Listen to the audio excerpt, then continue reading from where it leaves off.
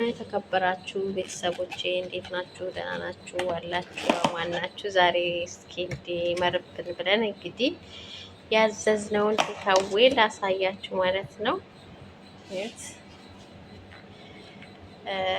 ኩዌት ያለ አይመስለኝም ነበር እና እስከ ዛሬ አንገዛ ነው፣ ግን ዛሬ እስኪ እንሞክረው ብለን አዘዝ ነው ማለት ነው። እስኪ አብረን እንከፍተዋለን ማለት ነው። ዋው እንጀራቸው ግን በስመ አብ እንዴት እንደሚያምር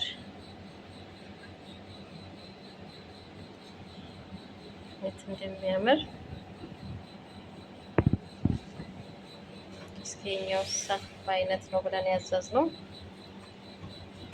ያማረንን ውዶቼ ያማራችሁን እንደዚህ ያዛችሁ ብሉ ማለት ነው። ውድና የተከበራችሁ ቤተሰቦቻችን እንዴት ናችሁ? በያየነት ነው ደግሞ ትኩስ ነው። እንዴት እንደሚያምር ኩዌት ነው። አባይ ሬስቶራንት ነው የሚባለው። አባይ ሬስቶራንት ይባላል። ከዛን ያስመጣ ነው እንግዲህ ልንበል መቡላ ማለት ነው።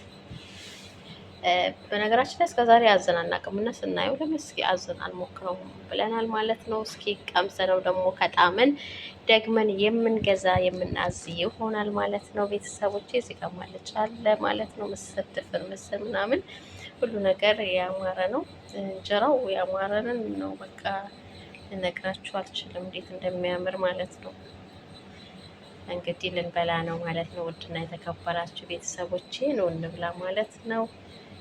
እንብላ ልንበላ ነው። ያማራችሁን ነገር ገዝታችሁ ብሉ ማለት ነው። ውድና የተከበራችሁ ቤተሰቦቻችን ያው የሀገራችን ግዴታ ሀገራችን ስላለን ብቻ ሳይሆን ዱባዮች በተለይ በጣም ሁሉ ነገር አላችሁ።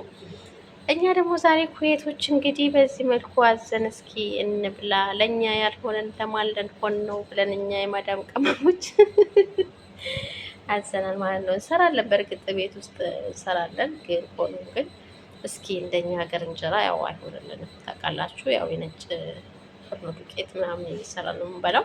ግን እስኪ ዛሬ ደግሞ በዚህ መልኩ አዘን ለምን አንበላም? ሁልጊዜ እኛ ብቻ ነው የምንሰራው። እስኪ አዘን እንብላ፣ እንሞክረው፣ እንቅመሰው ብለናል ማለት ነው። ወዶች ገዝታችሁ ብሉ፣ ጠጡ እናንተ ማለት ነው። እናንተ ስትኖሩ ነው ሁሉ ነገር የሚኖረው ብሩም የሚኖረው ማለት ነው። ብሉ፣ ግዙ፣ ጠጡ ማለት ነው። ይህን ይመስላል እንግዲህ። ስበላ ደግሞ አሳያችኋለሁ እቃ ላይ ሳደርገው ማለት ነው። እቃ ላይ እሺ ቤተሰቦች ሳህን ላይ እናደርገዋለን ማለት ነው። እስኪ እንደዚህ ያደርገን ማለት ነው።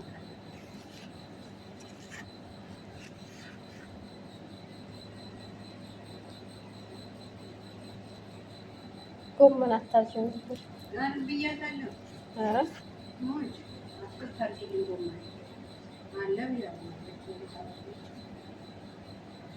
እናደርገዋለን። ይሄ ቤተሰቦቼ ሳህን ላይ አድርገነው እንደዚህ ልንበላ ነው ማለት ነው። ኑ እንብላ፣ ኑ እንብላ ውዶችዬ። እንደዚህ ገዝታችሁ ብሉ ማለት ነው። አልጫ በየአይነት ነው። እንብላ ማለት ነው ውዶችዬ።